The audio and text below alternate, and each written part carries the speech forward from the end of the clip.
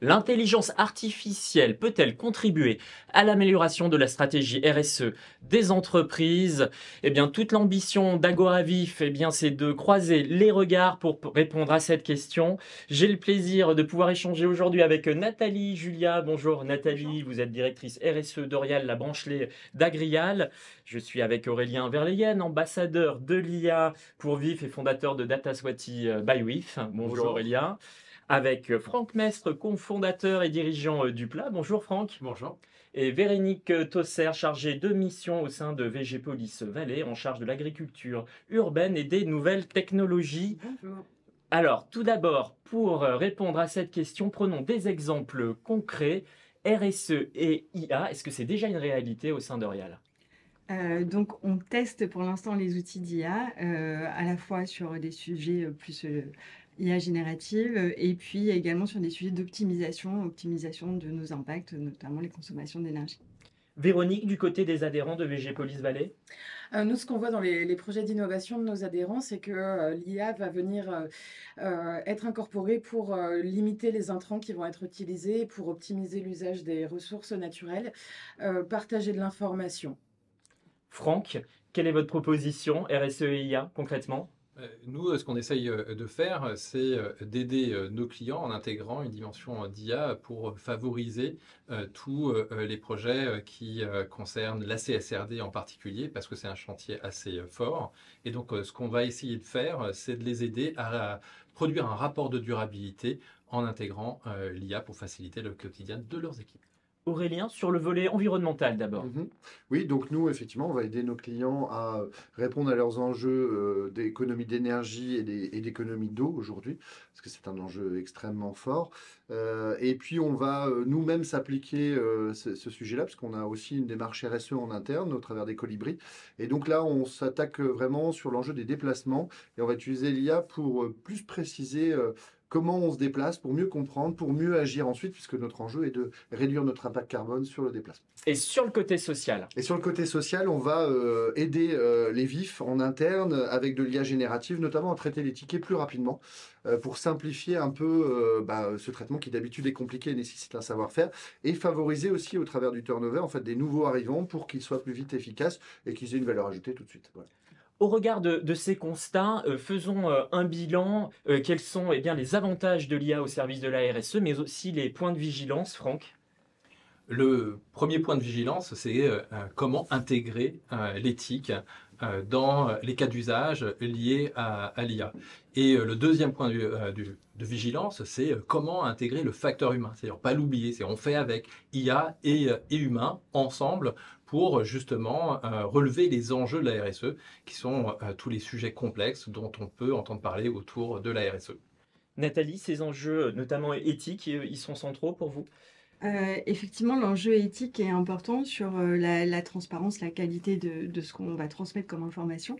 Mais il y a un autre enjeu qui est l'enjeu de la fiabilité des données et notre capacité à challenger. L'IA va nous servir à, avoir une approche systémique et comprendre des choses qui aujourd'hui ne sont pas forcément corrélées, avoir beaucoup plus d'informations et beaucoup plus de compréhension de tout ça. Mais il faut être capable de challenger, de vérifier et être sûr que nos données sont fiables. Aurélien, cet enjeu de la fiabilité, quand on parle IA, on parle calcul de probabilité, ça veut dire que tout n'est pas vrai?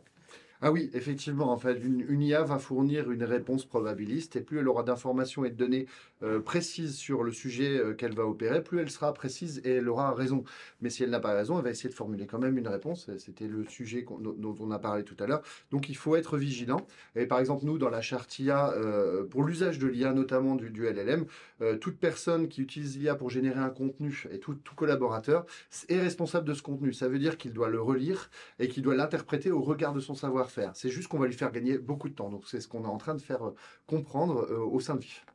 Véronique, bilan, enseignement positif et point de vigilance pour les adhérents de VG Police Vallée? Je pense que il peut y avoir de vrais beaux points positifs sur la partie gain de temps.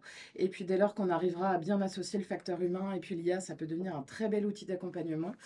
En termes de points de vigilance, je parlerai plus des enjeux qui sont liés à ceux de la data, donc qui sont très proches, et donc les enjeux de cybersécurité, sur lesquels on a beaucoup de travail de sensibilisation à faire, et puis aussi le sujet de la souveraineté des données.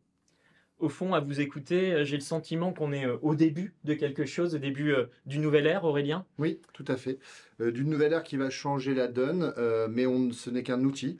C'est ce que je disais tout à l'heure. L'IA ne fait pas de politique, l'IA n'a pas de volonté propre, elle ne fait qu'exécuter les tâches qu'on va lui demander de façon très précise des fois. Donc l'enjeu, c'est cette volonté de changement et cette prise de conscience du changement nécessaire et d'adapter après des outils pour gérer des complexités qui vont être de plus en plus fortes. Et c'est ça l'enjeu aujourd'hui. Donc sans volonté de changement, rien ne s'opérera. Et par contre, cet outil est formidable et on va pouvoir, si on l'utilise bien, favoriser des décisions plus rapides, mieux et plus globalisées que ce qu'on faisait avant à un petit niveau et sur des échelles très locales. Nathalie, au fond, ce que vient de dire Aurélien, c'est ce que vous attendez de l'IA, y compris sur toute la chaîne de valeur? L'enjeu, c'est vraiment de nous aider à gérer cette complexité, à comprendre les impacts à tous les niveaux de la chaîne de valeur, et puis peut-être aussi à créer, avec l'intelligence humaine, des relations nouvelles, des collaborations nouvelles pour résoudre ensemble les enjeux du dérèglement climatique et tous les enjeux RSE qu'il y a autour. Véronique, une approche systémique partagée par les adhérents de VG Police Vallée? Complètement, ce sera un des avantages de l'IA dans ce cadre-là, c'est de pouvoir aller réussir à produire des outils qui vont permettre de mobiliser l'ensemble des collaborateurs, par exemple en interne sur des travaux de sensibilisation, de formation, d'aller, comme on le disait, aussi créer des nouveaux relationnels et puis pouvoir avoir des données qui vont provenir à la fois de l'amont, de l'aval des activités, et puis sûrement aussi des choses qui peuvent être à imaginer, par exemple à une échelle, à l'échelle du territoire, des activités d'une entreprise qui pourrait venir collaborer avec ses voisins sur un certain nombre d'enjeux. Franck Mestre, dirigeant du PLA, la perspective, c'est le mot de la fin. Déjà, si on regarde la CSRD, qui est la future réglementation qui va concerner beaucoup d'entreprises, la Cour des comptes, elle a intégré un coût de cette mise en place qui est évalué entre 50 000 et 320 000 euros par entreprise. Et l'IA est une opportunité pour réduire ce coût et faciliter l'intégration du développement durable au sein des entreprises.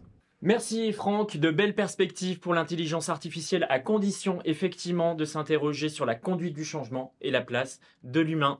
À très bientôt sur Agora Vif. My mind run deep in my thoughts when I didn't have it. Sleeping on the floor, wishing it was a mattress. Now I'm in Hollywood with actors and actresses. Where everybody bougie, latest trends and fashions. I'd rather keep it $100 if you ask me. I was trying to pay the bills just like last week. I was trying to sell a deal just like last week. Trying to run plays and run it up like the mathletes. It's in my DNA to have hope and make a way. Good energy will hit that MJ fade away. Miss me with the hate and now, bruh, not today. Stayed in my lane, didn't complain. This is meant for me.